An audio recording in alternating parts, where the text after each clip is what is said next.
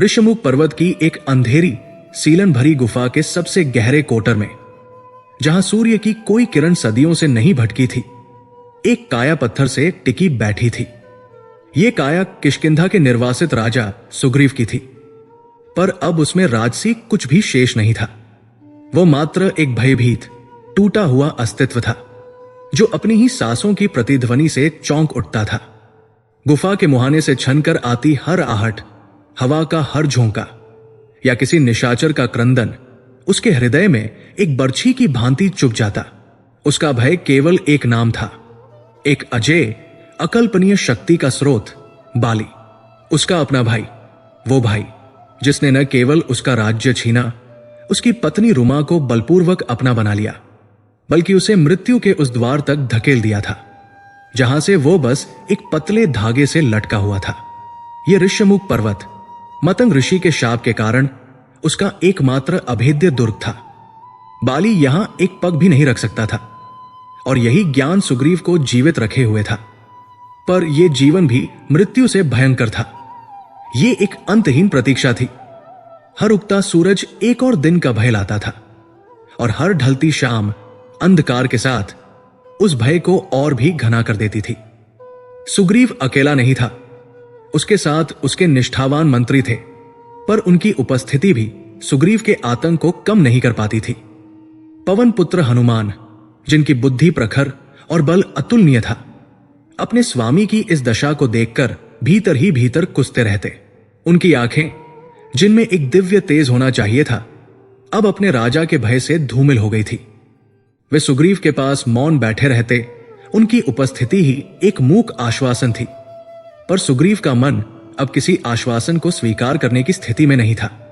नल और नील, महान शिल्पी जो अपने कौशल से सागर पर सेतु बांधने की क्षमता रखते थे, आज इस संकरी गुफा में अपनी नियति पर अजहाय थे।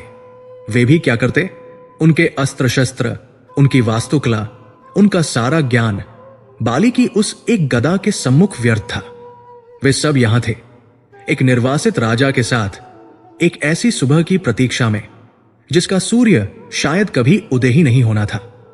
सुग्रीव अपनी उखड़ी उखड़ी दृष्टि से कभी गुफा की छत को देखता, जहां से टपकती बूंदें एक रस भयावह संगीत उत्पन्न कर रही थी, और कभी अपने इन मंत्रियों को जो उसकी कायरता के मूक साक्षी बने बैठे थे।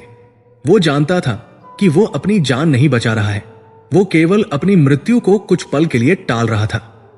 वो उस क्षण की प्रतीक्षा कर रहा था जब उसे न्याय मिलेगा। पर न्याय का मार्ग कैसा होगा? कौन होगा जो बाली को चुनौती दे सकेगा? इस त्रिलोक में ऐसा कौन था? यह विचार ही हास्यास्पद था। सहसा गुफा के मुहाने पर पहरा दे रहे एक वानर का धीमा भयभीत स्वर गूंजा। एक संकेत। सुग्रीव का शरीर जो शिथिल पड़ा था, बिजली की गति से तन गया।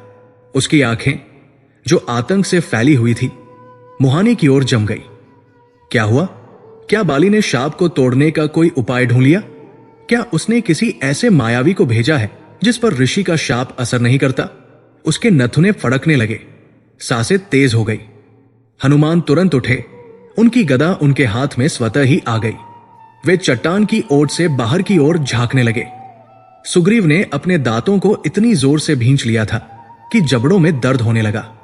उसने नल की ओर देखा, जिसका चेहरा भी पीला पड़ गया था। प्रतीक्षा का हर पल एक युग जैसा बीत रहा था। क्या है हनुमान? सुग्रीव की आवाज एक दबी हुई फुसफुसाहट थी, जो गुफा की दीवारों से टकराकर एक भयावह गूंज में बदल गई। क्या देखा तुमने? बोलो। हनुमान कुछ क्षण और मौन रहे। वे अपनी आंखों पर विश्वास करने का प्रयास कर रहे थे। फिर वे धीरे से पीछे हटे। उनका चेहरा गंभीर और उलझन से भरा था।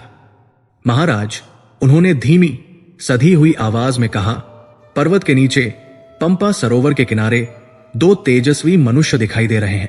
मनुष्य? सुग्रीव की एक भौं उठी।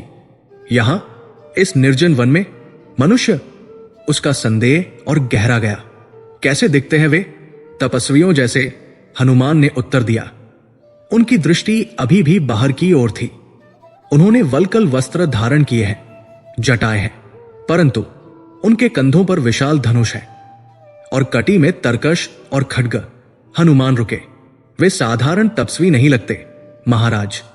उनके मुख पर एक अद्भुत तेज है, उनकी चाल में एक राजसी दृढ़ता है। वे क्षत्रिय प्रतीत होते हैं पर तपस्वियों के वेश में। सुग्रीव का हृदय धमनियों में रक्त को जैसे जमाता हुआ धक से बैठ गया। वो कांपता हुआ खड़ा हो गया। क्षत्रिय तपस्वियों के वेश में वो लगभग चीख पड़ा। छल, ये बाली का छल है, अवश्य ही ये कोई माया है।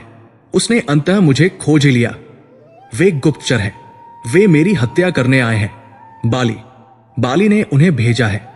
उसका पूरा शरीर अनियंत्रित रूप से कांप रहा था। उसे लगा जैसे गुफा की दीवारें उस पर गिर रही है, उसे पीस रही है। ये उसका अंतिम दिन है। बाली जीत गया। शांत होइए महाराज। नल ने आगे बढ़कर उसे संभालने की चेष्टा की पर सुग्रीव ने उसे झटक दिया। शांत?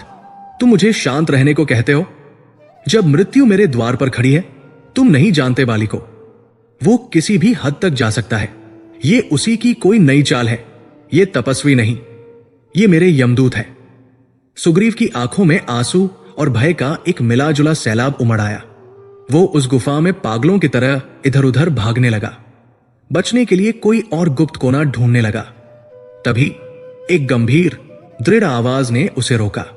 रुकिए महाराज। ये हनुमान थे। वे सुग्रीव के सामने आकर खड़े हो गए। उनके चेहरे पर अब उलझन की जगह एक दृढ़ निश्चय था। इस तरह भयभीत होने से समाधान नहीं निकलेगा। यदि वे बाली के गुप्तचर हैं तो वे हमें यहां ढूंढ ही लेंगे, और यदि वे नहीं हैं तो। हनुमान की आंखों में एक क्षणिक चमक कौंधी। महाराज, उनके तेज को देखकर मेरा मन कुछ और कहता है। उनमें कोई आसुरी माया नहीं, एक दैवीय शांति दिखती है। पर उनका शस्त्र धारण करना यह संशय उत्पन्न करता है। सुग्रीव हाफता हुआ रुका। उसकी नजरें हनुमान पर टिकी थी। उसे अपने पवन पुत्र मंत्री पर अगाध विश्वास था। तो हम क्या करें? हनुमान, तुम ही बताओ। मेरी बुद्धि काम नहीं कर रही है, उसने एक असहाय बच्चे की तरह कहा। हनुमान ने एक पल के लिए अपनी आंखें मूंदी, जैसे कोई आंतरिक गणना कर रहे हों। फिर उन्होंने अपनी आंखें खोली और इस बार उनमें न भय था न संशय, केवल कर्तव्यबोध था। भेद जानना आवश्यक है महाराज। हमें जानना होगा कि वे कौन हैं, उनका उद्देश्य क्या है, और वे इस निर्जन प्रदेश में क्यों भटक रहे हैं। क्या वे मित्र हैं या शत्रु? किंतु कैसे? सुग्रीव ने पूछा। उनसे बात करने कौन जाएगा? यदि वे बाली के लोग हुए तो वे उसे जीवित नहीं छोड़ेंगे। हनुमान के मुख पर एक हल्की आश्वस्त करने वाली मुस्कान उभरी। वो कार्य मैं करूंगा महाराज। उन्होंने अपनी गदा को एक ओर रखा। मैं अपना रूप बदलकर एक भिक्षु के वेश में उनके पास जाऊंगा। मैं उनसे वार्तालाप करूंगा, उनकी मंशा को समझूंगा। आप और अन्य सभी इस गुफा में सुरक्षित रहें जब तक मैं सत्य का पूर्ण पता न लगा लूं। आप सब यही छिपे रहें। यदि मुझे कोई खतरा महसूस हुआ तो मैं आपको संकेत दूंगा। सुग्रीव के मन में आशा की एक क्षीण किरण जगी, पर वो भय के बादलों से इतनी घिरी थी कि चमक नहीं पा रही थी। उसने कांपते हाथों से हनुमान के कंधे को पकड़ा। जाओ पवन पुत्र, उसकी आवाज भर्राई हुई थी। तुम्हारी बुद्धि और तुम्हारा पराक्रम ही अब हमारी एकमात्र आशा है। जाओ और पता लगाओ कि ये दो तेजस्वी धनुर्धारी कौन हैं। क्या वे मेरी प्रतीक्षा का अंत है या मेरे जीवन का? हनुमान ने दृढ़ता से सिर हिलाया। उन्होंने अपने स्वामी को प्रणाम किया और एक क्षण में एक विराट वानर से एक विनम्र छोटे कद के ब्राह्मण भिक्षु का रूप धारण कर लिया।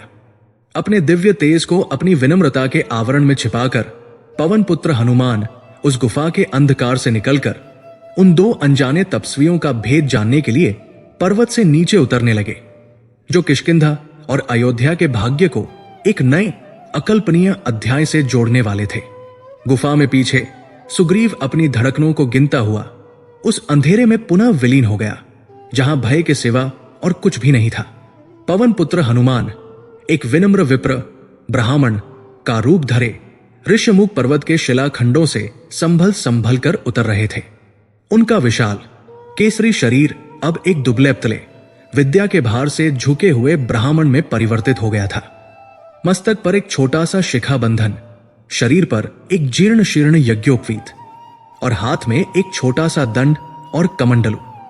उन्होंने अपने पवन वेग को, अपनी पर्वत भेदी शक्ति को, अपनी असीम बुद्धिमत्ता को इस विनम्र आवरण के भीतर इतनी कुशलता से छिपा लिया था कि स्वयं उनके पिता वायुदेव भी एक क्षण को भ्रमित हो जाए। पर यह केवल एक बाह्य आवरण था। भीतर किष्किंधा का महामात्य सचेत था। उसकी इंद्रिया, जो मीलों दूर की गंध और ध्वनि को परख सकती थी, पूरी तरह जागृत थी। उसका प्रत्येक पग एक गणना थी, प्रत्येक श्वास एक विश्लेषण। वो केवल आज्ञा का पालन नहीं कर रहा था, वो अपने स्वामी सुग्रीव के भाग्य का, उसकी मुक्ति अथवा उसकी मृत्यु का आकलन करने जा रहा था। सुग्रीव का भय, जो गुफा के अंधकार में किसी विषैली लता की भांति उन्हें जकड़े हुए था, हनुमान के हृदय में अब एक ठंडे दृढ़ संकल्प में बदल गया था। वो इन दो अपरिचितों का सत्य जानकर ही लौटेंगे, चाहे वो सत्य कितना भी भयावह क्यों न हो। जैसे जैसे वो पर्वत से नीचे उतरते गए, उन दो तपस्वियों का स्वरूप और स्पष्ट होता गया। वे पंपा सरोवर के किनारे एक घने अशोक वृक्ष की छाया में किसी गहन चर्चा में लीन थे। नहीं, चर्चा नहीं, एक मौन था, एक भारी उदास मौन, जो श्याम वर्ण के थे, जिनके नयन कमल के समान विशाल और कुछ रक्तवर्ण थे। वे किसी गहरे शोक में डूबे पृथ्वी की ओर निहार रहे थे। उनकी जटाएं एक तपस्वी की भांति बंधी थी, पर उनका मुख किसी सम्राट का था, जिसे नियति ने वनवास दे दिया हो। उनके पास ही जो गौर वर्ण के थे, वे अधीरता से टहल रहे थे। उनकी भ्रिकुटी तनी हुई थी, हाथ बार बार धनुष की प्रत्यंचा पर जा रहा था, जैसे वो इस समूचे वन, इस मौन और इस प्रतीक्षा से युद्ध करने को तत्पर हो। हनुमान ने एक गहरी सांस ली। ये गुप्तचर नहीं हो सकते, उनके अंतर्मन ने कहा। गुप्तचरों में इतना खुला, इतना असह्य दुख और इतना अनियंत्रित क्रोध एक साथ नहीं होता। गुप्तचर छिपते हैं, वे अपनी भावनाओं को अपने मुख पर इस प्रकार अंकित नहीं होने देते। ये कोई और ही व्यथा है। फिर भी वो अपने कार्य से विमुख नहीं हुए। उन्होंने अपने ब्राह्मण रूप को और भी सघनता से ओढ़ लिया। अपने स्वर में वेदों का माधुर्य और एक जिज्ञासु की विनम्रता घोलते हुए वो उन दोनों के समक्ष प्रकट हुए। उनके कमंडलू से जल की कुछ बूंदें छलक पड़ी। उनके काष्ठ पादुका की खटखट ध्वनि ने उन दोनों का ध्यान भंग किया। वे दोनों वीर, जो क्षण भर पहले अपने ही दुहखों में विलीन थे, इस अकस्मात उपस्थिति से चौंक उठे। गौर वर्ण वाले लक्ष्मण ने तो तत्काल अपने धनुष पर बाण का संधान ही कर लिया था। उनकी आंखें इस नए आगंतुक को तौल रही थी। किंतु जो श्याम वर्ण के थे, श्री राम, उन्होंने केवल अपना मस्तक उठाया। उनकी आंखों में न भय था, न आश्चर्य, केवल एक गहरी शांत जिज्ञासा थी। उन्होंने अपने हाथ के संकेत से लक्ष्मण को शांत किया, जैसे कह रहे हो, ठहरो, ये कोई शत्रु नहीं। हनुमान ने दोनों को संभलने का पूरा अवसर दिया। फिर उन्होंने अपने दोनों हाथ जोड़कर अपनी वाणी को जितना हो सके मधुर और विनीत बनाते हुए उस मौन को तोड़ा। उनका स्वर, जो क्षण भर पहले सुग्रीव को आश्वस्त कर रहा था, अब शुद्ध संस्कृतनिष्ठ, व्याकरण के दोषों से रहित और संगीत के आरोह अवरोह से युक्त था। हे वीर पुरुषों, उन्होंने बोलना आरंभ किया। आप दोनों कौन हैं? आपका ये तेजस्वी स्वरूप, ये दैदीप्यमान आभा तो ये बताती है कि आप कोई चक्रवर्ती सम्राटों के अंश हैं या स्वयं कोई लोकपाल है जो पृथ्वी पर विचरण करने आए हैं। उन्होंने एक क्षण का विराम लिया। उनकी आंखें दोनों के चेहरों पर बारी बारी से जा रही थी, उनकी प्रतिक्रियाओं को पढ़ रही थी। किंतु उन्होंने अपनी बात जारी रखी। आपके ये वल्कल वस्त्र, ये जटाएं, ये तपस्वियों का कठोर वेश, ये एक गहन विरोधाभास प्रस्तुत करता है। आप दोनों युवा हैं। आपके कंधों पर ये विशाल पिनाक और शारंग जैसे दिखने वाले धनुष आपके तरकश बाणों से भरे हुए हैं। आपके खड्ग आपकी कटी में ऐसे सुशोभित है जैसे वे आपके शरीर का ही अंग हो। आप किसी दुर्घर्ष युद्ध की तैयारी में लगते हैं, परंतु आपके मुख पर एक योगी का वैराग्य भी झलकता है। हनुमान की वाणी में कोई चापलूसी नहीं थी। वो एक शुद्ध तार्किक विश्लेषण था, जिसे उन्होंने अत्यंत विनम्र शब्दों में पिरो दिया था। ये ऋष्यमुख पर्वत, ये दंडकारण्य का भाग, ये पंपा सरोवर, ये स्थान ऋषियों और मुनियों की तपस्थली है, परंतु ये असुरों और मायावियों का निवास भी है। आप जैसे सुकुमार राजसी लक्षणों से युक्त पुरुष जो अपने तेज से सूर्य और चंद्रमा को भी लज्जित कर रहे हैं, इस बीहड़ वन में पैदल क्यों भ्रमण कर रहे हैं? क्या आप किसी की खोज में हैं या आप किसी यज्ञ की रक्षा हेतु पधारे हैं? आपकी उपस्थिति से यह वन भूमि भी धन्य हो गई है, परंतु मेरा मन जो एक साधारण भिक्षु का है, आपके इस विरोधाभासी स्वरूप को देखकर किंग कर्तव्य विमूढ़ है। कृपा कर मेरा संशय दूर कीजिए। बताइए हे नरश्रेष्ठ हो, आप कौन हैं और आपका यहां आने का क्या प्रयोजन है? हनुमान मौन हो गए। उन्होंने अपना प्रश्न पूछ लिया था। ये एक परीक्षा थी, उनकी वाणी की परीक्षा, उनके धैर्य की परीक्षा और उन दोनों के उत्तर की परीक्षा। श्री राम जो अब तक मौन थे, इस ब्राह्मण के भाषण से अत्यंत प्रभावित हुए। उन्होंने अपने जीवन में बड़े बड़े ऋषि, मंत्री और विद्वान देखे थे, परंतु ऐसी वाणी, ऐसा सधा हुआ वक्तव्य। उन्होंने लक्ष्मण की ओर देखा। उनके होठों पर एक क्षीण, लगभग अदृश्य मुस्कान उभरी। यह मुस्कान दोग की नहीं, बल्कि प्रशंसा की थी। उन्होंने लक्ष्मण से धीमी पर स्पष्ट आवाज में कहा, लक्ष्मण, सुना तुमने? इस विप्र की वाणी सुनो। ऐसा प्रतीत होता है कि इन्होंने ऋग्वेद का सांगोपांग अध्ययन किया है, यजुर्वेद और सामवेद के ज्ञाता है। इनकी व्याकरण में एक भी त्रुटि नहीं है। जिस प्रकार ये बोले, जिस स्पष्टता से इन्होंने अपने संशय को भी एक अलंकार की भांति प्रस्तुत किया, वो किसी साधारण भिक्षु का कार्य नहीं। ये अवश्य ही कोई महान विद्वान है। ऐसे दूत जिसके पास हो, उस राजा का कौन सा कार्य सिद्ध नहीं हो सकता? श्री राम का यह वाक्य जो उन्होंने लक्ष्मण से कहा था, हनुमान के कानों में अमृत की भांति पड़ा। ये उनकी प्रथम विजय थी। उनका आवरण सफल रहा था, पर उससे भी अधिक जिस व्यक्ति से वो भेद लेने आए थे, उस व्यक्ति ने उनकी विद्या को, उनकी वाणी को एक ही क्षण में पहचान लिया था। हनुमान समझ गए, ये श्याम वर्ण का तपस्वी कोई साधारण मनुष्य नहीं, ये पारखी है। श्री राम ने अब उस ब्राह्मण हनुमान की ओर देखा। उनकी आंखों में अब भी वही करुणा थी। उन्होंने कहा, हे विप्र, आपने जो प्रश्न किए हैं वे सर्वथा उचित है, किंतु आपका परिचय पाए बिना हम अपना परिचय कैसे दें? ये राजनीति का नहीं, ये धर्म का विधान है। परंतु श्री राम का यह वाक्य पूरा होता, उससे पहले ही लक्ष्मण, जो अब तक अपने क्रोध और संशय को दबाए हुए थे, आगे बढ़े।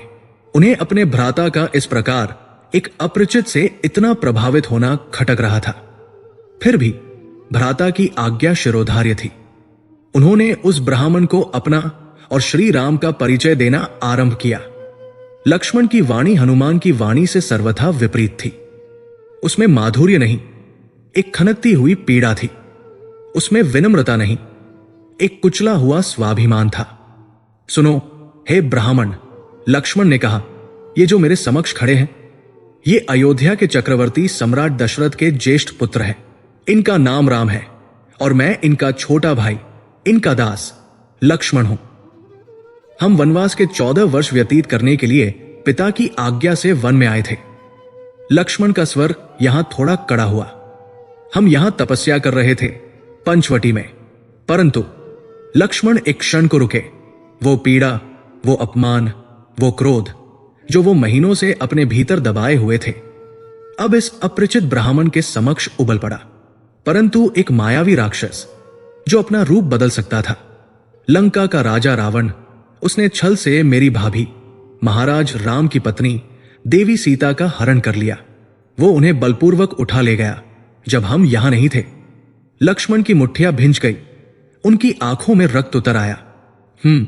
हम उन्हें ही ढूंढ रहे हैं, वन वन, पर्वत पर्वत। हमने जटायु का अंतिम संस्कार किया, हमने कबंध का वध किया, और अब हम इस पंपा सरोवर पर उन निर्देशों का पालन करते हुए आए हैं जो हमें उस राक्षस ने ही दिए थे कि यहां ऋष्यमुख पर्वत पर एक वानर राजा सुग्रीव रहते हैं जो हमारी सहायता कर सकते हैं। लक्ष्मण ने अपनी पूरी गाथा, अपना पूरा उद्देश्य उस एक सांस में कह डाला। श्री राम ने उन्हें रोका नहीं। उन्होंने अपने हृदय के उस घाव को, जिसे वह दुनिया से छिपाना चाहते थे, अपने भाई की वाणी से बहने दिया। यह सुनते ही हनुमान के शरीर में एक क्षणिक अदृश्य कंपन हुआ। उनके रोए खड़े हो गए। जिस भय से वो यहां आए थे वो भय तो निर्मूल था, पर जिस सत्य से उनका सामना हुआ था वो तो कल्पना से भी परे था। अयोध्या के राजकुमार, उनके मस्तिष्क में ये शब्द गूंजा, दशरथ के पुत्र, सीता का हरण, रावण, सुग्रीव। कड़िया जो अब तक बिखरी हुई थी वो एक एक कर जुड़ने लगी। उनका स्वामी सुग्रीव भी अपनी पत्नी रुमा के वियोग में जी रहा था, जिसे बाली ने छीन लिया था। और ये अयोध्या के राजकुमार भी अपनी पत्नी के वियोग में है, जिसे रावण ने हर लिया है। एक का शत्रु उसका अपना भाई है, दूसरे का शत्रु त्रिलोक का सबसे शक्तिशाली राक्षस। दोनों ही निर्वासित हैं, दोनों ही सहायता की खोज में हैं। ये नियति का कैसा संयोग है। परंतु हनुमान का मन, जो एक क्षण को भक्ति और आश्चर्य से भर गया था, अगले ही पल पुनः एक मंत्री की भांति सोचने लगा। ये कौतूहल का क्षण था, ये परीक्षा का अंतिम और सबसे कठिन चरण था। क्या यह सत्य है? उन्होंने स्वयं से पूछा, या ये एक और भी गहरा षड्यंत्र है? क्या हो यदि बाली, जो अजेय है और जिसके गुप्तचर सर्वत्र हैं, उसे इन दो शक्तिशाली मनुष्यों के वन में भटकने का समाचार मिला हो? क्या हो यदि बाली ने ही इन्हें ये कथा गढ़कर सुग्रीव के पास भेजा हो? बाली जानता है कि सुग्रीव अपनी पत्नी के वियोग में है। वो जानता है कि समान व्यथा का नाटक करके ही सुग्रीव का विश्वास जीता जा सकता है। क्या हो यदि ये दोनों रावण के नहीं, बाली के मित्र हों, जो सुग्रीव को इस शापित पर्वत से बाहर निकालने की कोई चाल चल रहे हों? हनुमान की दृष्टि श्री राम पर स्थिर हो गई। वो उस मुख को पढ़ रहे थे। उस मुख पर दुख था, पर पराजय नहीं थी। उस मुख पर अपनी पत्नी को खोने की पीड़ा थी, पर उस पीड़ा में भी एक मर्यादा थी, एक संयम था, जो किसी छलिया या नाटक करने वाले में नहीं हो सकता था। लक्ष्मण का क्रोध, वो क्रोध इतना वास्तविक था, इतना ज्वलंत था कि उसे गढ़ा नहीं जा सकता था, वो केवल भोगा जा सकता था। हनुमान ने एक और तर्क अपने मन में रखा। यदि ये बाली के गुप्तचर होते तो वे सुग्रीव का नाम क्यों लेते? लक्ष्मण ने स्वयं कहा कि उन्हें कबंध ने सुग्रीव का पता बताया। इसका अर्थ है कि वे सुग्रीव को ढूंढ रहे हैं। यदि वे बाली के मित्र होते तो वे सुग्रीव को नहीं, बाली को ढूंढते या सीधे इस पर्वत पर आक्रमण कर देते। उनका सुग्रीव से सहायता मांगने की बात कहना यह सिद्ध करता है कि वे बाली के पक्ष में नहीं हैं। नहीं, यह प्रवंचना नहीं हो सकती, यह छल नहीं हो सकता। यह तो स्वयं ईश्वर की भेजी हुई सहायता है। यह उन दो पीड़ितों का मिलन है जिन्हें एक दूसरे की आवश्यकता है। हनुमान का हृदय अब किसी शंकालु मंत्री का नहीं, बल्कि एक आश्वस्त भक्त का हो गया था। उनके स्वामी का भय, उनका निर्वासन, इस सब का अंत अब निकट था। और इन दो राजकुमारों का संताप, उसका समाधान भी किष्किंधा में ही था। पवन पुत्र ने एक निर्णय लिया। ये एक छलांग थी विश्वास की। ये उनके स्वामी के जीवन और मृत्यु का दाव था, और हनुमान ने यह दाव खेलने का निश्चय कर लिया था। अगले ही पल वो ब्राह्मण भिक्षु, जिसके स्वर में अब तक केवल विनम्रता और माधुर्य था, उसका रूप और स्वर दोनों बदल गए। हनुमान ने अपना वो विप्र रूप त्याग दिया। एक क्षण पहले जो एक दुबलापतला भिक्षु खड़ा था, उसके स्थान पर अब एक तेजस्वी स्वर्ण वर्ण का विशाल वानर अपने वास्तविक स्वरूप में खड़ा था। उसका तेज ऐसा था कि एक क्षण को श्री राम और लक्ष्मण को भी अपनी आंखें मूंद लेनी पड़ी। वो विनम्र ब्राह्मण अब एक अतुलनीय योद्धा, एक दिव्य दूत लग रहा था। हनुमान अपने वास्तविक रूप में उन दोनों राजकुमारों के चरणों में नतमस्तक हो गए। क्षमा करें प्रभु। उनका स्वर अब भी मधुर था, पर उसमें एक दिव्य दृढ़ता थी। मैं कोई ब्राह्मण नहीं, मैं पवन पुत्र हनुमान हूं, और जिस सुग्रीव की आप खोज कर रहे हैं, मैं उनका मंत्री हूं। मेरी ये धृष्टता, ये वेश बदलना, ये प्रश्न पूछना, ये सब मेरे स्वामी की रक्षा के लिए एक विवशता थी। उन्होंने अपना मस्तक उठाया। उनकी आंखों में अब न संशय था, न भय, उनमें केवल आशा और समर्पण था। हे अयोध्या के राजकुमारों, आपकी व्यथा मैंने सुनी। यह सत्य है कि आप दोनों शक्तिशाली मनुष्य हैं, परंतु मैं आपको यह विश्वास दिलाता हूं, जिस सहायता की आपको खोज है वो मेरे स्वामी सुग्रीव के पास है, और जिस न्याय की प्रतीक्षा मेरे स्वामी सदियों से कर रहे हैं, उसकी कुंजी आपके तरकश में है। हनुमान सीधे खड़े हुए। उन्होंने ऋष्यमुख पर्वत की उस गुफा की ओर संकेत किया जहां उनका भयभीत राजा अब भी अपनी मृत्यु की प्रतीक्षा कर रहा होगा। आप दोनों किसी और योजना का हिस्सा नहीं है प्रभु।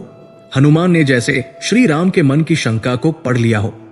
आप स्वयं एक योजना है, आप नियति है। चलिए, मेरे स्वामी आपका ही इंतजार कर रहे हैं। वो आपका मित्र बनने को, आपकी सहायता करने को और आपसे सहायता पाने को आतुर है। हनुमान ने और कुछ नहीं कहा। वो मुड़े, ये जानते हुए कि ये दोनों धनुर्धारी अब उनके पीछे आएंगे। पवन पुत्र की परीक्षा समाप्त हो चुकी थी और उस परीक्षा में केवल राम और लक्ष्मण ही उत्तीर्ण नहीं हुए थे। स्वयं हनुमान भी एक मंत्री से भक्त होने की यात्रा में उत्तीर्ण हो गए थे। पवन पुत्र हनुमान के विशाल सुनहरे स्कंधों पर जहां कोई साधारण मनुष्य भय से ही मूर्छित हो जाता, अयोध्या के राजकुमार श्री राम एक अभूतपूर्व शांति का अनुभव कर रहे थे।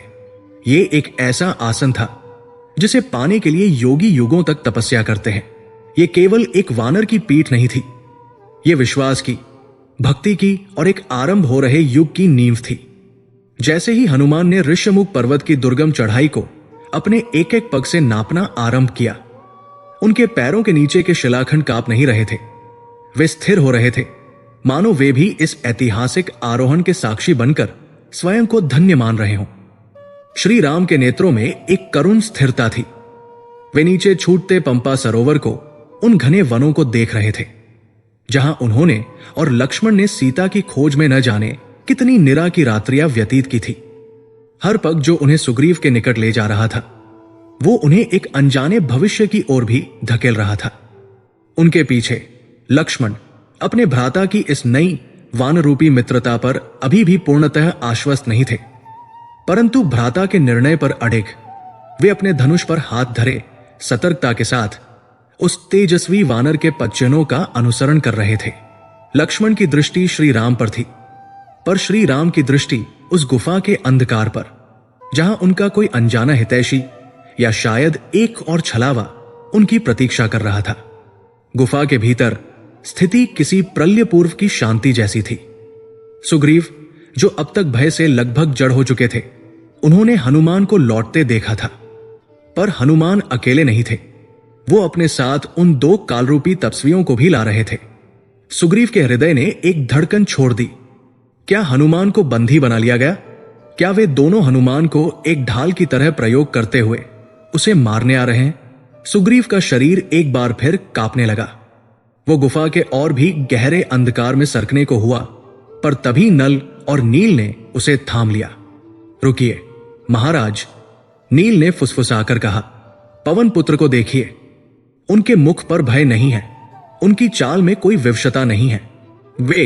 वे तो उन तपस्वियों को अपने स्वामी की भांति ला रहे हैं। सुग्रीव ने अपनी भय से धुंधली आंखों को फिर से गड़ाया।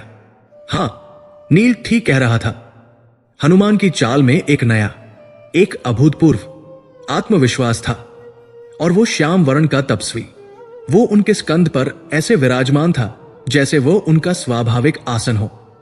ये शत्रुता का दृश्य नहीं था, ये समर्पण का दृश्य था। सुग्रीव का भय एक क्षण को छंटा, पर उसके स्थान पर एक गहन आश्चर्य ने ले ली। कौन है ये जिनके समक्ष स्वयं पवन पुत्र भी नतमस्तक है? कुछ ही क्षणों में वो ऐतिहासिक त्रिमूर्ति उस गुफा के मुहाने पर पहुंची जहां किष्किंधा के निर्वासित मंत्री छिपे थे। हनुमान ने श्री राम को अपने स्कंधों से धीरे से नीचे उतारा, जैसे कोई पुजारी अपने इष्ट की प्रतिमा को सिंहासन पर स्थापित कर रहा हो। एक क्षण के लिए गुफा के उस अंधकार में उन दो जटाधारी राजकुमारों का तेज ऐसा चमका कि वहां उपस्थित वानरों की आंखें चौंधिया गई। वे राजसी थे, वे निर्वासित थे, वे दुखी थे और वे दिव्य थे। सुग्रीव, जो अब तक एक कायर भगोड़े की भांति जी रहा था, उसके भीतर कहीं गहरे में सोया हुआ राजा एक क्षण को जागा। वो अपनी चट्टान से उठा। उसके वस्त्र फटे थे, उसकी दाढ़ी बढ़ी हुई थी, उसकी आंखों में आतंक का स्थायी निवास था, पर फिर भी वो बाली का भाई था। वो किष्किंधा का राजा था। वो उन दो अतिथियों के समक्ष आया। महाराज, हनुमान की गंभीर वाणी उस गुफा में गूंजी, भय का त्याग कर दीजिए। ये बाली के गुप्तचर नहीं, ये आपके उद्धारक है। ये अयोध्या के चक्रवर्ती सम्राट दशरथ के पुत्र हैं, राजकुमार राम, और ये है उनके अनुज लक्ष्मण। ये भी हमारी ही भांति नियति के मारे हुए हैं। ये अपनी पत्नी की खोज में यहां तक आए हैं। श्री राम ने सुग्रीव को देखा। उन्होंने उस वानर में एक राजा नहीं, एक पीड़ित को देखा।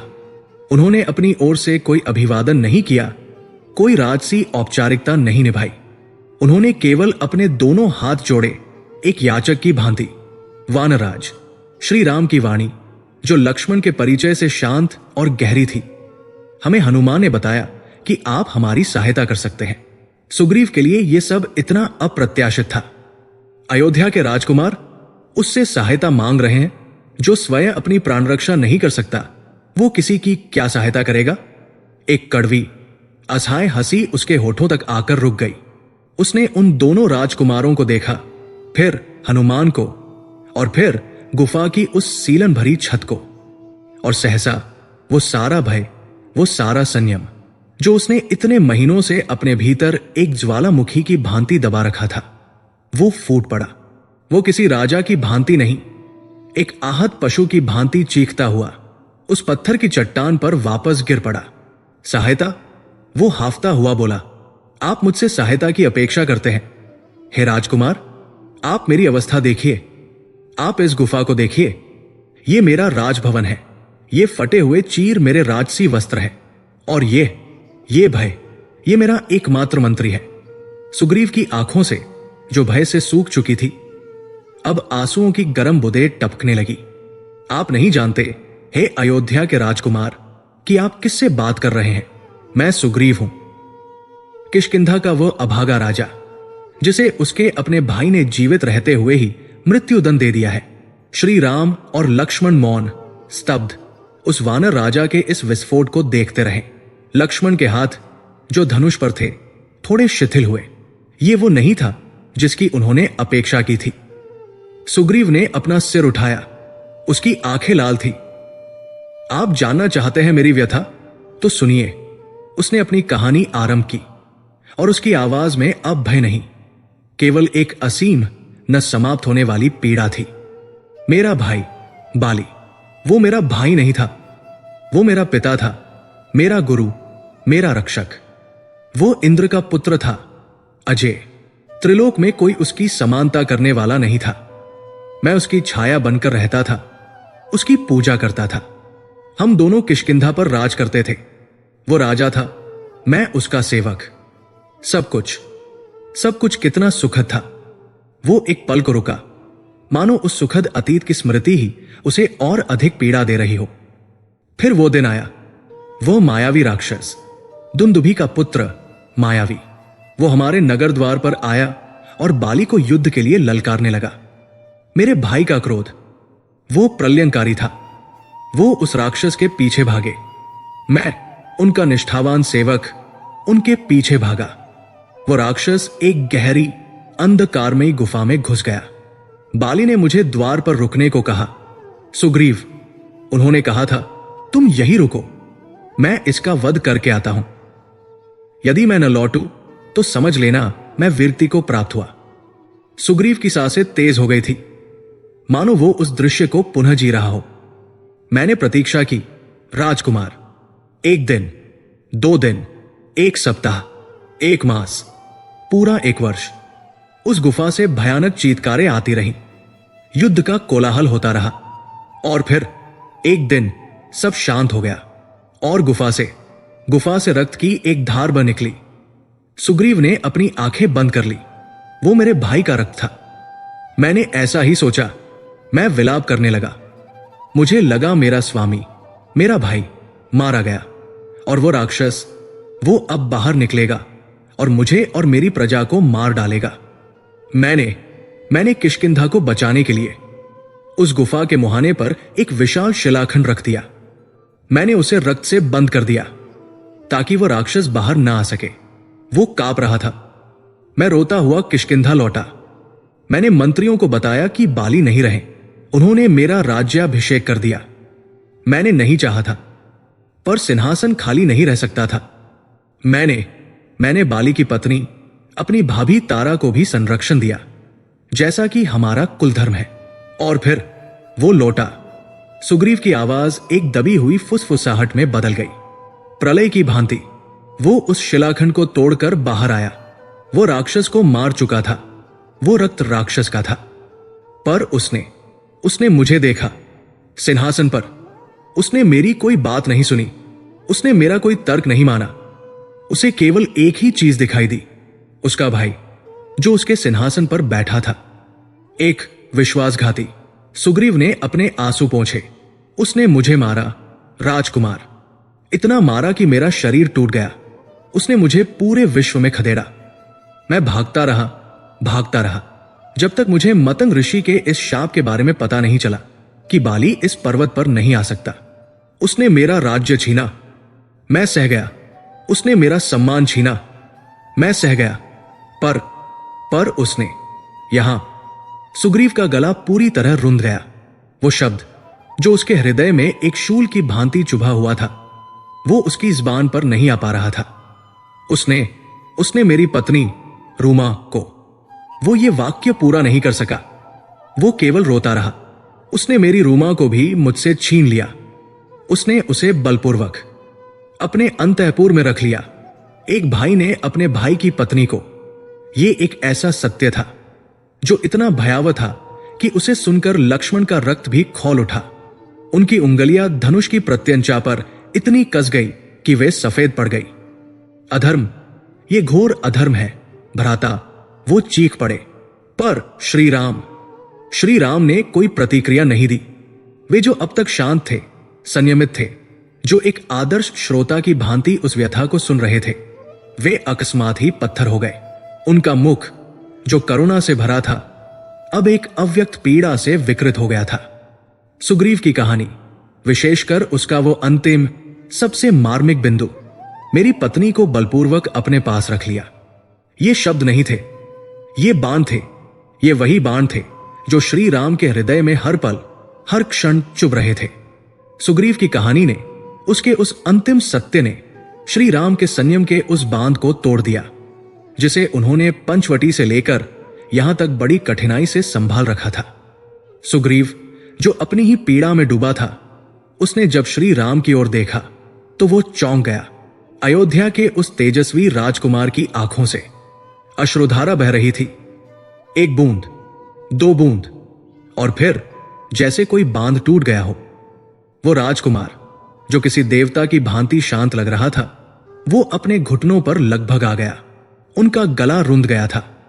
उनके कंधे जो विशाल धनुष को धारण करते थे, अब दुख के भार से कांप रहे थे। सुग्रीव ने ऐसा क्या कह दिया? वो भयभीत हो गया। क्या उसने कोई राजसी अपराध कर दिया? श्री राम ने अपना मस्तक उठाया। उनकी आंखें, वे सुग्रीव की आंखों से भी अधिक लाल थी। उनमें केवल दुख नहीं था, उनमें सुग्रीव की ही पीड़ा का एक अनंत असीम प्रतिबिंब था। उन्होंने सुग्रीव की ओर देखा। एक राजा ने दूसरे राजा को नहीं, एक वियुक्त पति ने दूसरे वियुक्त पति को देखा। उनकी आवाज जब निकली तो वो एक सिसकी सी थी, एक टूटी हुई घायल आवाज। सुग्रीव, पूरी गुफा उस एक शब्द से कांप गई। तुम्हारा दुख केवल तुम्हारा नहीं है। श्री राम ने अपने वल्कल वस्त्रों से अपनी आंखें पोंछने का एक व्यर्थ प्रयास किया। मेरी पत्नी भी छिन गई है, बस केवल इतना ही। दो शब्द, मेरी भी। पर उन दो शब्दों में एक पूरे महाकाव्य की पीड़ा छिपी थी। वो क्षण जब श्री राम ने अपनी पीड़ा को उस वानर के समक्ष स्वीकार किया, वो केवल दो व्यक्तियों का मिलन नहीं था।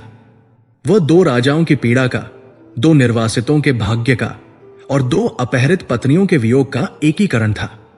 सुग्रीव जो अब तक श्री राम को एक शक्तिशाली सहायक के रूप में देख रहा था, अब उन्हें अपने समान देख रहा था। उसे अब एक ऐसा मित्र मिल गया था जिसका घाव उसके घाव से भी गहरा था। गुफा में एक ऐसी खामोशी छा गई जो किसी भी कोलाहल से अधिक भारी थी।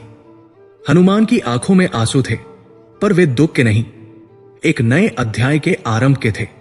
उन्होंने देख लिया था, यह मित्रता अग्नि को साक्षी मानकर नहीं होगी, यह मित्रता अश्रुओं को साक्षी मानकर होगी।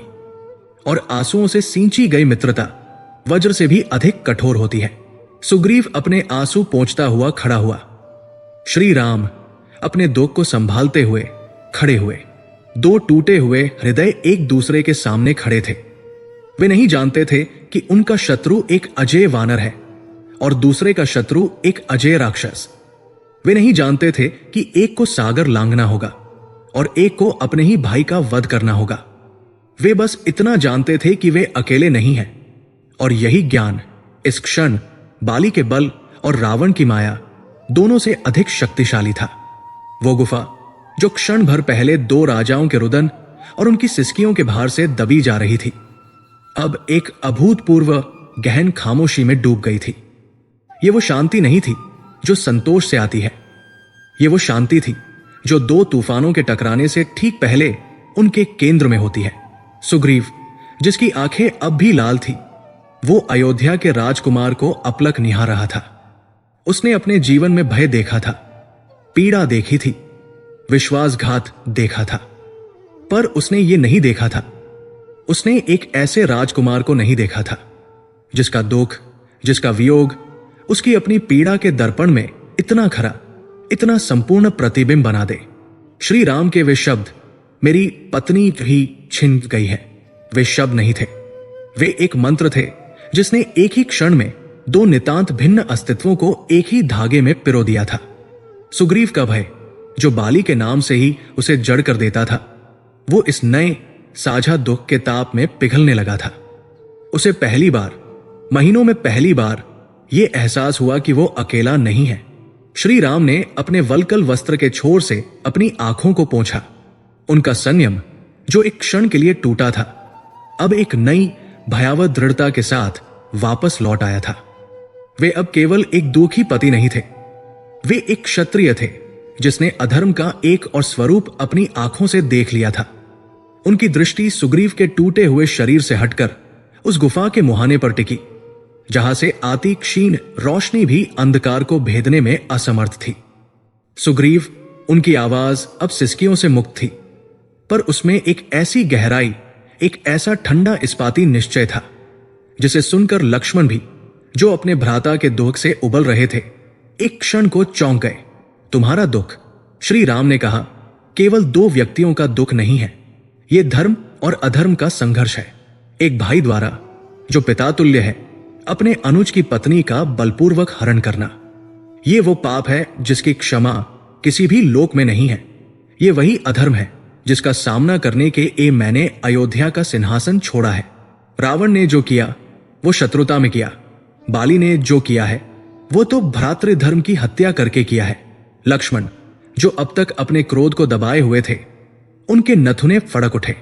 भ्राता सही कह रहे हैं वानरराज, ये बाली हो या रावण, ये दोनों ही पापी है और वध के योग्य है। भ्राता राम के होते हुए धर्म पर ऐसी ग्लानि, ये असहनीय है। सुग्रीव ने आशा और भय के एक विचित्र मिश्रण से उन दोनों भाइयों को देखा। परंतु राजकुमार, आप बाली को नहीं जानते। ये शब्द उसके कंठ से एक दुर्बल फुसफुसाहट के रूप में निकले। वो अजय है, वो मात्र शक्तिशाली नहीं है, वो मायावी है। उसे अपने पिता इंद्र से वो वरदान प्राप्त है कि जो भी उससे युद्ध करने उसके समक्ष आएगा, उसकी आधी शक्ति बाली के शरीर में चली जाएगी। वो पहले ही त्रिलोक में सबसे बलशाली है और इस वरदान के साथ वो मृत्यु को भी परास्त कर सकता है। मैंने स्वयं उसे देखा है। सुग्रीव का वो पुराना भय, वो आतंक जो उसकी हड्डियों में समा गया था, वो पुनः जाग उठा। उसे लगा कि वो इन राजकुमारों को एक असंभव युद्ध में झोंक रहा है। तभी श्री राम के मुख पर, जो अब तक करुणा और दुख से भरा था, एक क्षीण, लगभग अदृश्य मुस्कान उभरी।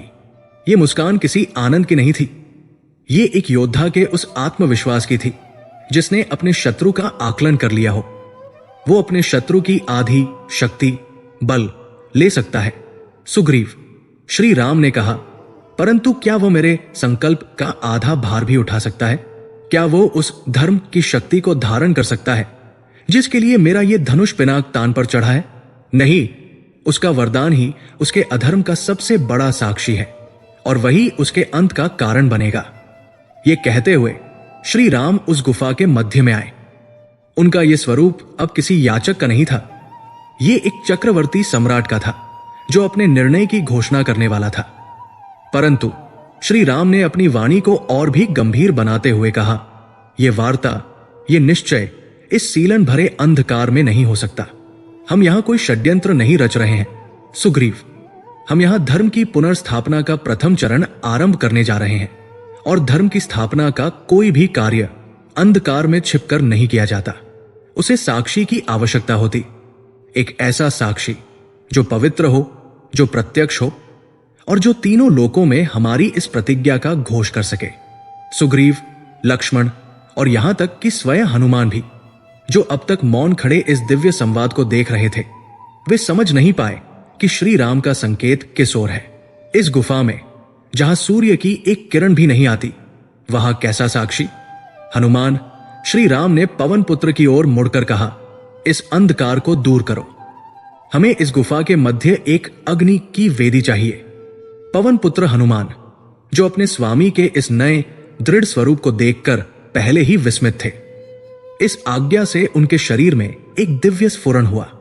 यह कोई साधारण आज्ञा नहीं थी, यह एक नए युग का आह्वान था। एक क्षण भी गवाए बिना हनुमान ने अपना विराट रूप धारण किया और गुफा के मुहाने से बाहर वायु वेग से निकल गए। वे केवल सूखी लकड़ी लाने नहीं गए थे, वे जो स्वयं पवन के पुत्र थे, वे अग्नि के देव के आह्वान की तैयारी करने गए थे। कुछ ही क्षणों में वे लौटे। उनके हाथों में साधारण काष्ठ नहीं, बल्कि पवित्र शमी और पीपल की सूखी समिधाएं थी, जिन्हें उन्होंने अपनी दिव्य दृष्टि से पर्वत के सबसे पवित्र कोनों से चुना था। लक्ष्मण, जो अपने भ्राता का हर संकेत समझते थे, उन्होंने तुरंत उस गुफा के एक समतल स्वच्छ शिलाखंड को साफ किया। उन्होंने अपने तरकश से 2 चकमक पत्थर निकाले। नल और नील, जो अब तक भय से कांप रहे थे, अपने भावी राजा के इस नए मित्र के पराक्रम को देखकर वे भी इस यज्ञ कार्य में जुट गए। श्री राम ने उस शिलाखंड पर, जिसे लक्ष्मण ने वेदी का रूप दे दिया था, उन समिधाओं को एक विशेष क्रम में रखने का संकेत किया। फिर उन्होंने सुग्रीव की ओर देखा। आओ मित्र सुग्रीव, उन्होंने मित्र शब्द पर बल दिया। बैठो मेरे समक्ष। आज 2 राजा नहीं, 2 मित्र, 2 पीड़ित अपने अपने धर्म की रक्षा के लिए एक दूसरे को साक्षी मानेंगे। सुग्रीव का कांपता हुआ शरीर श्री राम के समक्ष उस वेदी के दूसरी ओर बैठ गया। श्री राम ने अपनी आंखें बंद की। उन्होंने अपने तरकश से एक बाण निकाला और उसकी नोक से उन चकमक पत्थरों पर प्रहार किया। एक क्षीण चिंगारी निकली और हनुमान द्वारा लाई गई सूखी रुई पर गिरी। एक छोटा सा धुआं उठा और फिर एक नन्ही सी लौ प्रज्वलित हुई। श्री राम ने उस लौ में पवित्र समिधाओं को डाला और देखते ही देखते उस सदियों के अंधकार में डूबी गुफा में एक पवित्र तेजस्वी अग्नि धधक उठी। उस अग्नि का प्रकाश उन सभी के चेहरों पर पड़ रहा था। वो गुफा अब कोई बंदीगृह नहीं, एक यज्ञशाला प्रतीत हो रही थी। अग्नि के उस पवित्र प्रकाश ने सुग्रीव के मुख पर पड़े भय के जालों को भस्म कर दिया था। उसमें एक नई आशा, एक नया निश्चय चमक रहा था। श्री राम ने उस धधकती हुई अग्नि में अपना दाहिना हाथ आगे बढ़ाया। उस अग्नि के ताप को अपने हाथ पर अनुभव करते हुए उनकी वाणी उस गुफा में नहीं, मानो पूरे ब्रह्मांड में गूंज उठी। हे अग्निदेव, हे प्रत्यक्ष देवता, हे सर्वसाक्षी, तुम जो सूर्य में तपते हो, जो जल में रहते हो, जो इस ब्रह्मांड के हर अणु में व्याप्त हो, आज तुम इस संधि के साक्षी बनो। उन्होंने अपनी दृष्टि सुग्रीव की आंखों में डाली। मैं अयोध्या का राजकुमार रघुकुल नंदन राम तुम्हें साक्षी मानकर अपने मित्र सुग्रीव को यह वचन देता हूं। उनकी आवाज में वज्र की सी कठोरता थी कि मैं उस अधर्मी अपने भाई की पत्नी पर कुदृष्टि रखने वाले बाली का वध करूंगा। मैं सुग्रीव को उसके इस भ्रातृशोक और भय से मुक्त करूंगा। मैं उसे किष्किंधा का निष्कंटक राज्य और उसकी पत्नी देवी रूमा को ससम्मान वापस दिलाऊंगा। यह मेरी प्रतिज्ञा है, रघुकुल की प्रतिज्ञा। यह घोषणा इतनी प्रबल थी, इतनी निश्चय से भरी थी कि एक क्षण के लिए वो अग्नि भी मानो और तीव्र होकर धधक उठी। सुग्रीव की आंखों से आंसू बह रहे थे, पर इस बार ये भय या दुख के नहीं, ये कृतज्ञता और एक असंभव स्वप्न के पूरे होने की आशा के थे। वो अविश्वास में कांप रहा था कि कोई उसके लिए, एक भगोड़े के लिए, इतना बड़ा संकल्प ले सकता है। अब श्री राम ने सुग्रीव की ओर देखा। ये मेरा वचन था मित्र, अब इस अग्नि को साक्षी मानकर तुम अपनी प्रतिज्ञा लो। सुग्रीव ने अपने कांपते हुए हाथों को उस अग्नि के ऊपर बढ़ाया। उसने अपने जीवन का सबसे बड़ा दांव खेला था और अब वो अपना सर्वस्व उस दांव पर लगाने को तैयार था। उसकी आवाज, जो अब तक भय से दबी हुई थी, उसमें एक राजा का खोया हुआ स्वाभिमान लौट आया। हे अग्निदेव, हे प्रभु श्री राम, मैं किष्किंधा का निर्वासित राजा सुग्रीव आपको और इस पवित्र अग्नि को साक्षी मानकर यह प्रतिज्ञा लेता हूं। उसने एक गहरी सांस ली। जिस क्षण आपकी कृपा से मेरे प्राणों का भय और मेरे सम्मान का यह कलंक मिटेगा, जिस क्षण मुझे मेरा राज्य और मेरी पत्नी रूमा पुनः प्राप्त होंगे, उसी क्षण से यह सुग्रीव, इसका यह जीवन और इसकी यह संपूर्ण वानर सेना केवल और केवल आपके कार्य के लिए समर्पित होगी। उसका स्वर ऊंचा होता गया। मैं अपनी संपूर्ण वानर और रिक्ष सेना को इस पृथ्वी के चारों कोनों में, चारों दिशाओं में आपकी पत्नी, हमारी माता सीता की खोज के लिए भेजूंगा।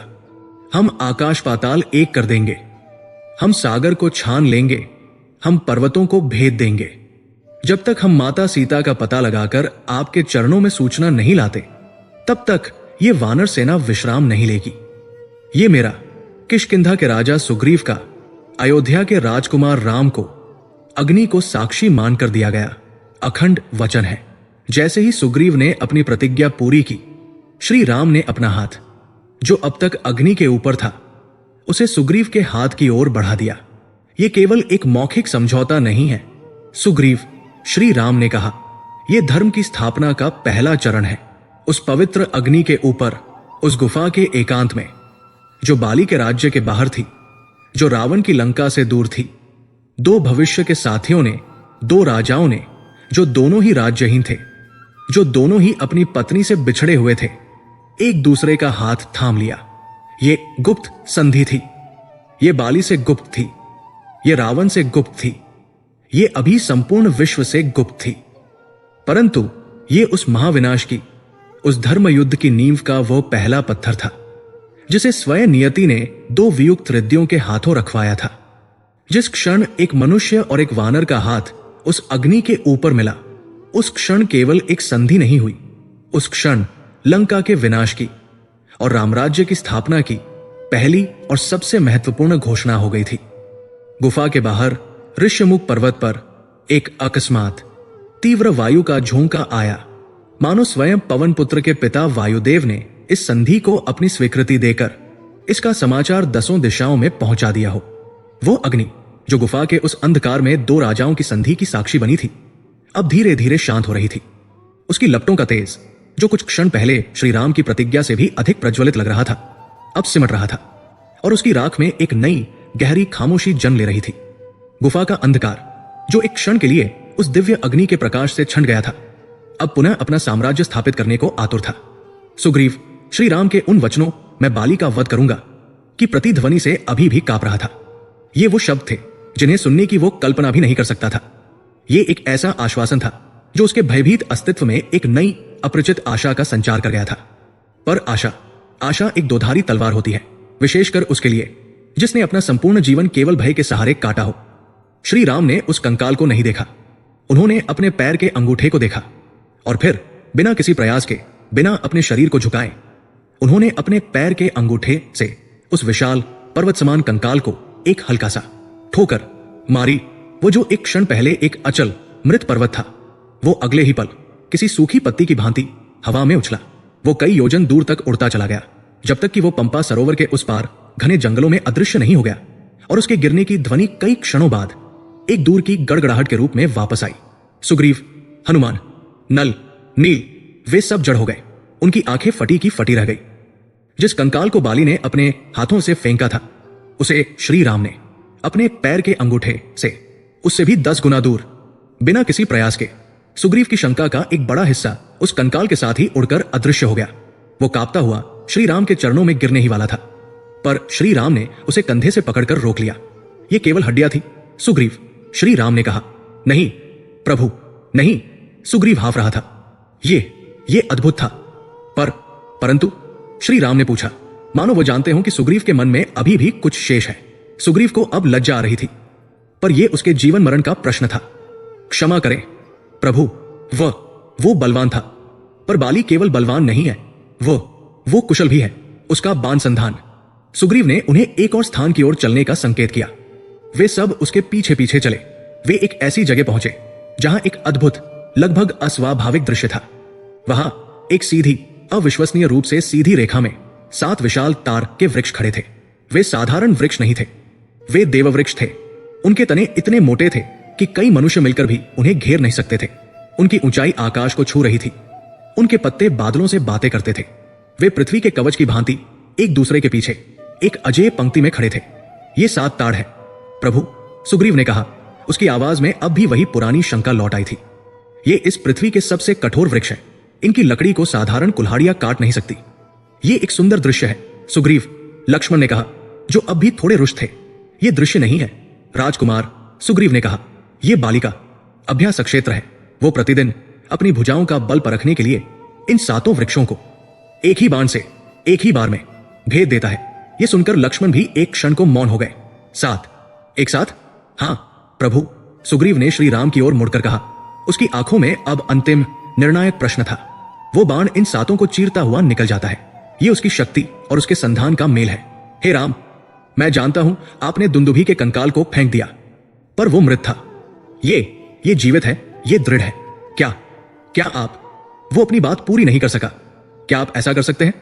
यह प्रश्न उस शांत वन वायु में गूंजता रह गया। हनुमान ने अपनी आंखें मूंद ली।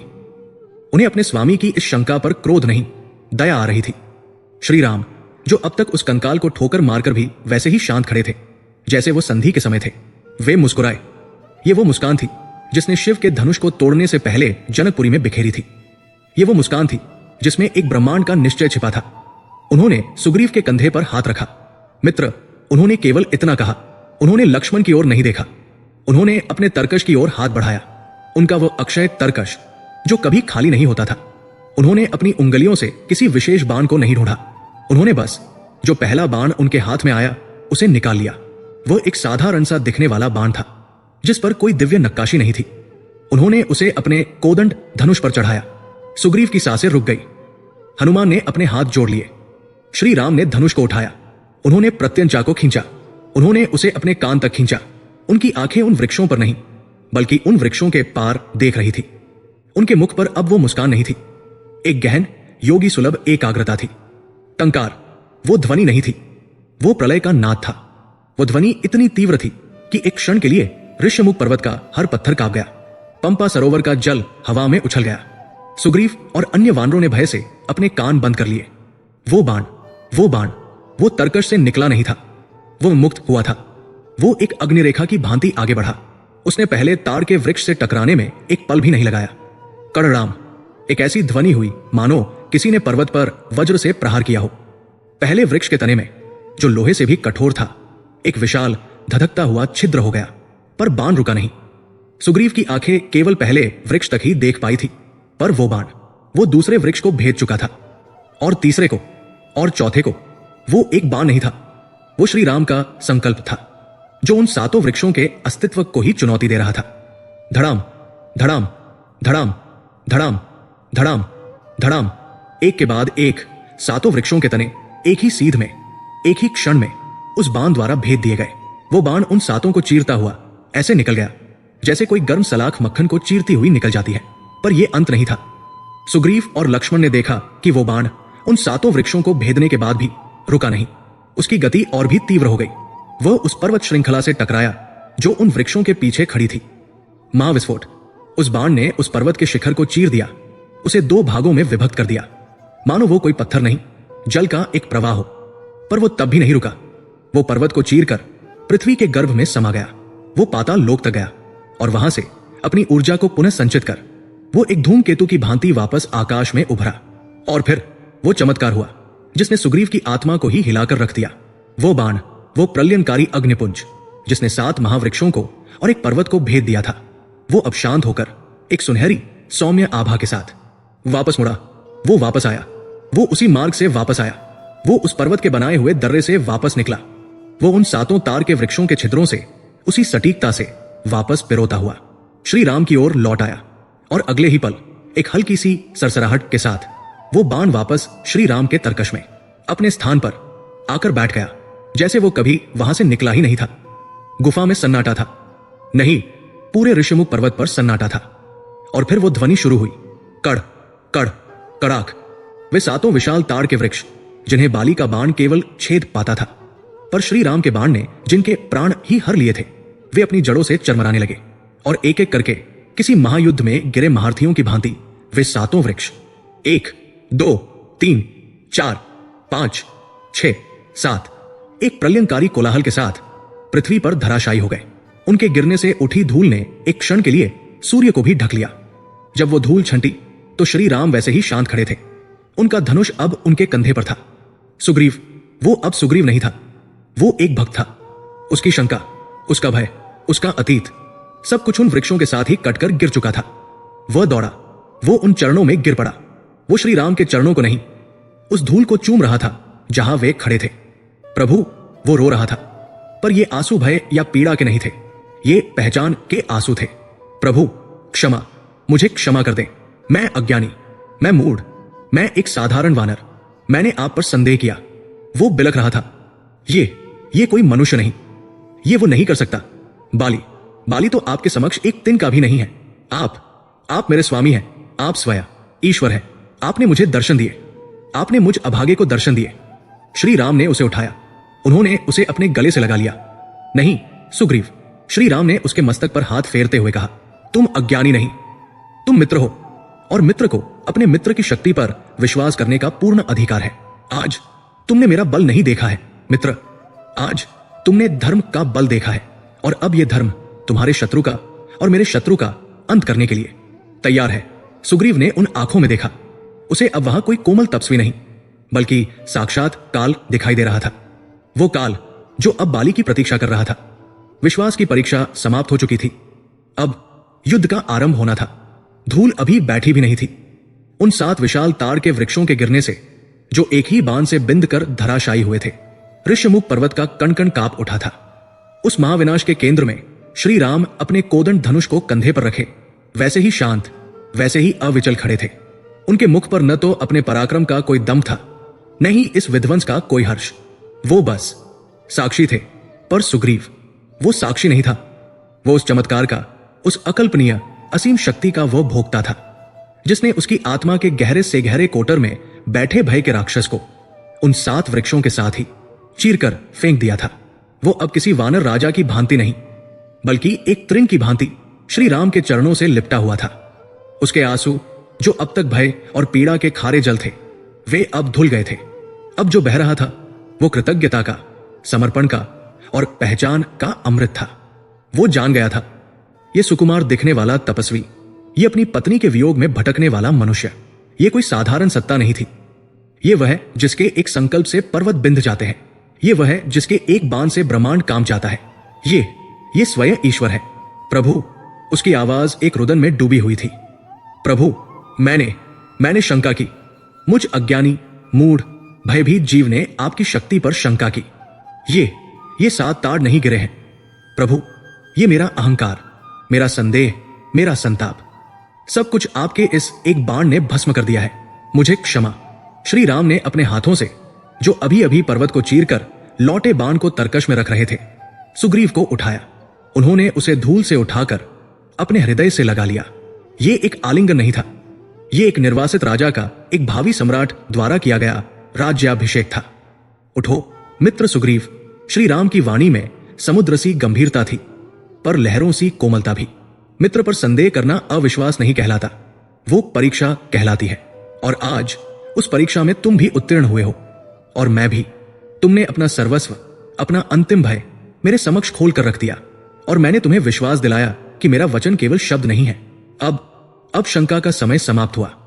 श्री राम ने सुग्रीव को स्वयं से अलग किया। पर उसके कंधे को थामे रखा। सुग्रीव ने देखा उन करुण कमल नयनों में, जो क्षण भर पहले अपनी पत्नी के वियोग में आर्द्र थे, अब एक दहकती हुई ज्वाला थी। ये न्याय की ज्वाला थी। सुग्रीव, श्री राम ने कहा। उनकी दृष्टि अब ऋष्यमुख से उस दिशा में देख रही थी जहां मीलों दूर किष्किंधा नगरी अपने पापी राजा के दंभ में जी रही थी। धर्म की स्थापना में विलंब नहीं किया जाना चाहिए। जब बाण तरकश से निकल चुका है, जब संकल्प दृढ़ हो चुका है, तो शत्रु को और समय देना भी एक अधर्म है। बाली का पाप, उसका घड़ा भर चुका है।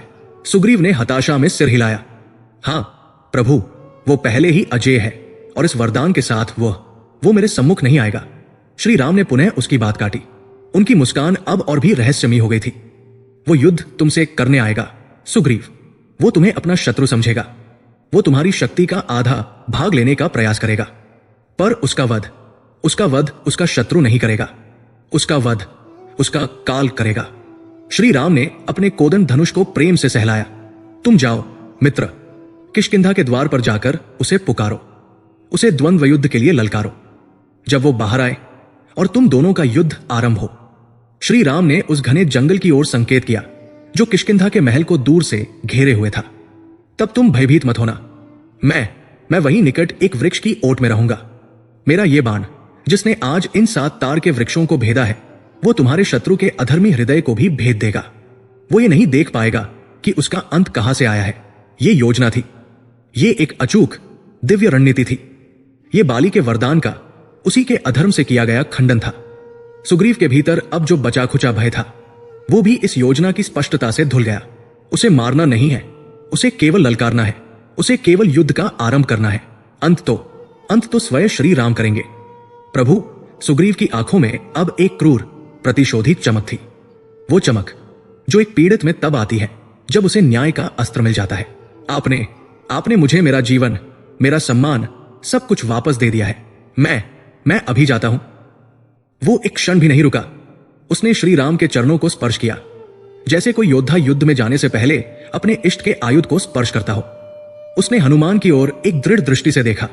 उस दृष्टि में वर्षों का संताप और एक नए आरंभ का संकल्प था। और फिर वो मुड़ा और वो कूदा। ऋष्यमुख का वो शिलाखंड जो उसका बंदी गृह था, आज उसकी छलांग का मंच बना। वो वायु वेग से उन चट्टानों से उतरने लगा। वह उस वन की ओर भाग रहा था जिस वन से वो अब तक छिपता आया था। यह केवल एक शारीरिक यात्रा नहीं थी, ये एक मनोवैज्ञानिक क्रांति थी। हर पग जो उसे किष्किंधा के निकट ले जा रहा था, वो उसके वर्षों के भय को कुचल रहा था। वो भाग नहीं रहा था, वो उड़ रहा था। उसके कानों में श्री राम के शब्द नहीं, बल्कि उन 7 तार के वृक्षों के गिरने की प्रलयंकारी ध्वनि गूंज रही थी। वो ध्वनि अब उसका विजय संगीत थी। वो अपने पीछे मुड़कर नहीं देख रहा था, क्योंकि वो जानता था, वो निश्चित रूप से जानता था कि 2 और परछाइयां, जिनमें से एक श्याम और एक गौर थी, उसी वन के घने सायों में उसके पीछे पीछे काल की भांति चली आ रही है। कुछ ही क्षणों में वो घने जंगल को चीरता हुआ उस स्थान पर आ खड़ा हुआ जहां से उसका दुस्वप्न आरंभ हुआ था। किष्किंधा का विशाल अजेय सिंहद्वार, वही द्वार जहां से उसे घसीटकर बाहर निकाला गया था, वही द्वार जिसके पीछे उसकी पत्नी रुमा उसकी प्रतीक्षा में रो रही थी, वही द्वार जो बाली के अहंकार का प्रतीक बनकर खड़ा था। द्वार पर खड़े प्रहरियों ने जब धूल के बवंडर में से सुग्रीव की स्वर्ण सी चमकती काया को उभरते देखा, तो पहले वे चौंके, फिर वे अट्टहास करने लगे। अरे देखो, ये कायर, हमारा भागा हुआ युवराज। एक प्रहरी ने अपने भाले को ठकठकाते हुए कहा, लगता है वन के कंदमूल अब इसे पच नहीं रहे। मृत्यु का भय तुझे वापस खींच लाया सुग्रीव। एक और प्रहरी हंसा। चुप रहो, महाराज बाली तक ये समाचार मत जाने देना। वो एक ही मुष्टि प्रहार में इसका अंत कर देंगे। इसे वापस जाने दो, ये बेचारा। सुग्रीव ने उनकी ओर देखा। उसकी आंखें, वे आंखें किसी भगोड़े की नहीं थी, वे लाल थी, प्रतिशोध की अग्नि में जल रही थी। उसने प्रहरियों को उत्तर देना उचित नहीं समझा। वे कीट पतंगे थे। वो यहां उस सिंह से बात करने आया था जिसने इस पूरे वन को आतंकित कर रखा था। सुग्रीव ने उस द्वार के ठीक मध्य में, उस स्थान पर जहां बाली का राजचिन्ह अंकित था, अपने पैर जमाए। उसने एक गहरी, बहुत गहरी सांस ली। उसने उस सारे अपमान को, उस पीड़ा को, उस निर्वासन को और श्री राम द्वारा दिए गए उस असीम बल को अपनी उस एक सांस में भरा। और फिर वो दहाड़ा। यह किसी वानर की दहाड़ नहीं थी, यह ऋष्यमुख पर्वत पर गिरे उन 7 ताड़ के वृक्षों का सम्मिलित नाद था। यह एक ऐसी ध्वनि थी जिसने किष्किंधा की नींव को हिला दिया। प्रहरियों के अट्टहास उनके कंठ में ही जम गए। उनके हाथों से भाले छूटकर गिर पड़े। नगर के भीतर जो वानर अपने नित्य कर्म में लगे थे वे भय से जहां के तहां जड़ हो गए। आकाश में उड़ते पक्षियों का समूह दिशाहीन होकर बिखर गया। बाली, सुग्रीव की आवाज जो अब तक भय से कांपती थी वो मेघ गर्जना से भी अधिक भयावह थी। वो अजय होने का दम भरने वाले कायर, अपनी पत्नी के पीछे छिपकर बैठने वाले अधर्मी। बाहर किष्किंधा के अंतपुर में जहां बाली मदिरापान में व्यस्त था, उसके हाथ से स्वर्ण शिका छूटकर गिर गया। उसने ये आवाज सुनी थी, नहीं, ये सुग्रीव नहीं हो सकता, वो कायर तो।